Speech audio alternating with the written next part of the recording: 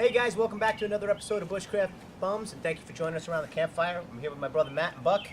Bushcraft Bums? Bushcraft Bums? A little delay there. I'm not firing on all thrusters. I've only had about 9 cups of coffee today, not my usual 16.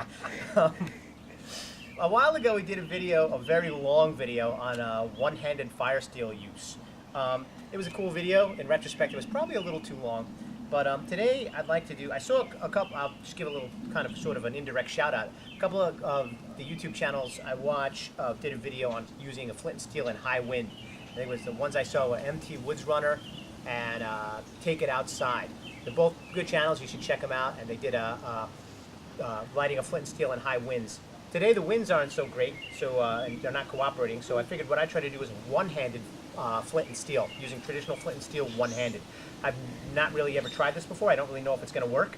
I'll save you the trouble of watching me painfully make feather sticks one-handed as I did in my last video.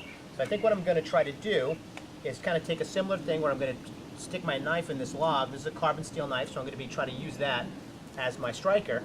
This is basically injured Yeah, again. simulating like I'm injured. Okay. We're not gonna sling your arm or anything like that. No. So I'm going to take that. I'm going to try to strike this down here and see if if you strike me down, I will become more powerful than you can possibly imagine. Obi-Wan Kenobi. I'm going to try to strike the flint against the back here. What I'm trying to do is really shave a really fine piece of flint off with the back of my knife. Actually, I'm not shaving the flint off. I'm actually shaving the steel off with the flint, a hot piece of steel, which will ignite this char cloth. I'm using a little more char cloth than I normally would because I want to try to give myself a little bit of an advantage. And I got this tinder bundle here. It's kind of a one-handed tinder bundle because it's not really prepped properly.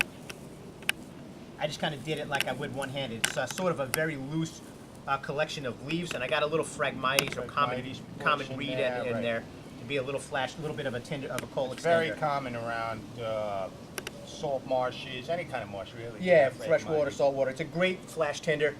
Maybe down the road we'll do a one-spark fire with a ferro rod. Show you how that. Usually what I'll do is make like a sort of like a patchwork out of that and birch bark, and it'll go up and pretty much light anything. You know, you can do that in a wetland. But let's get to it. It might take me a little bit. I'm trying to figure out how I'm gonna do this. I feel like maybe Matt, maybe I'm gonna come around your side. It might make it a little bit better. All right. All right. So see if I can kind of position this char cloth here. I'm gonna try to give myself a couple little.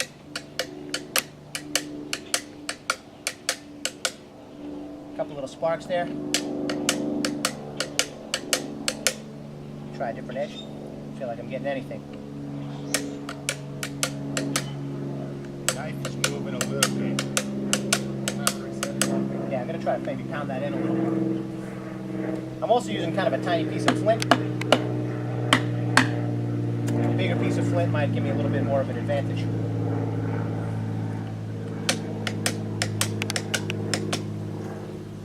Some sparks. Spark landed right on the char cloth. Got it. Okay. So hopefully that'll hold. We got a little piece of a little ember in there in the char cloth. So I'm going to put that in here.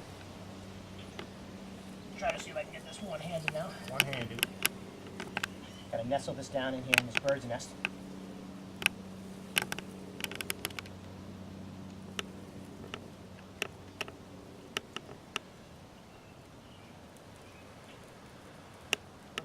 Nice, Johnny. There we go. There you go. One-handed flint and steel, guys. A little bit of more percussion than I'd wanted than that, but I'm happy it worked. Sometimes that's how it would be. Sometimes you're the windshield, sometimes you're the bug. Let me get the fire pit before I catch on fire. We'll see you on the trail, guys. Bushcraft Bums! Ah!